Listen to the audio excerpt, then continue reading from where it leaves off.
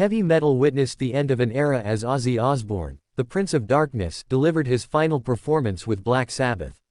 It all happened on a historic Saturday night in Birmingham, the very city where it all began. Fans gathered at Villa Park Stadium, hearts pounding, voices ready, knowing they were about to witness something unforgettable. Ozzy wasn't just saying goodbye, he was rewriting the final chapter of heavy metal history. From the moment he stepped onto the stage, seated on a towering leather throne crowned with a bat, the energy was electric. The throne wasn't just a prop. It was a symbol, a nod to his dark, theatrical legacy.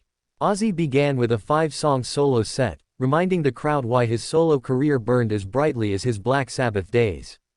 The voice was older, the body battered by decades of rock and roll, but the spirit untouched. He howled through his classics, making the stage feel like a portal to every era of his legendary career.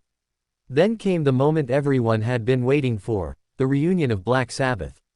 20 years since they last shared a stage in full force. And now, for the last time, the original lineup gathered under the Birmingham skies. The crowd roared as Tony Iommi's guitar thundered into life, Geezer Butler's bass rumbled, and the unmistakable chemistry sparked. It wasn't just nostalgia. It was magic. They tore through Sabbath's most iconic songs, Unleashing, War Pigs, Paranoid, Iron Man, and others with ferocity and fire. Each note felt like a thank you letter to the fans who carried Sabbath through decades of musical evolution. Ozzy cracked jokes between songs, his cheeky grin still infectious, reminding everyone why he's the most lovable madman in metal. The setlist wasn't just a playlist. It was a timeline of metal history. Every riff, every lyric, every drumbeat connected the past with the present. The stadium echoed with thousands of voices singing along, fists pumping, eyes welling with tears. You could feel Birmingham's pride swelling in the air. This was more than a concert. It was a homecoming, a farewell, and a celebration of what Black Sabbath built from the working-class streets of this very town. Behind Ozzy's weathered face was a man who had survived addiction, scandal, fame, and time itself. But here, in front of his hometown faithful, he was simply Ozzy from Birmingham, sharing his final songs with his first fans. The leather throne stood tall throughout the night, a silent witness to the legacy it hosted.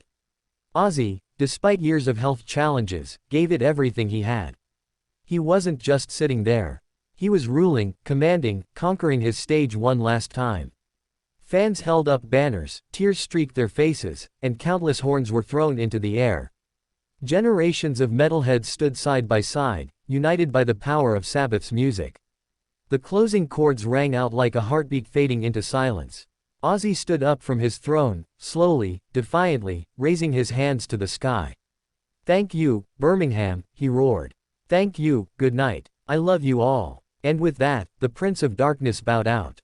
Fireworks exploded overhead, lighting up the night as the band left the stage. There was no encore. No curtain call, just the lingering energy of a crowd who knew they had witnessed history. The night was emotional, powerful, unforgettable. For Black Sabbath, it was a perfect full-circle moment. From the factories of Birmingham to the biggest stages in the world, and finally, back home. The legacy they leave behind is unparalleled in the world of heavy music. Without Black Sabbath, there is no metal as we know it today. And without Ozzy, there is no Prince of Darkness to lead it. Fans filed out of Villa Park, their hearts heavy but full. They knew they wouldn't see this again. But they also knew that Black Sabbath's music will echo forever in the annals of rock. Ozzy Osbourne didn't fade away quietly. He went out the only way he knows how, loud, proud, and unforgettable. The throne is empty now. But the legend lives on. Thank you, Ozzy. Thank you, Sabbath.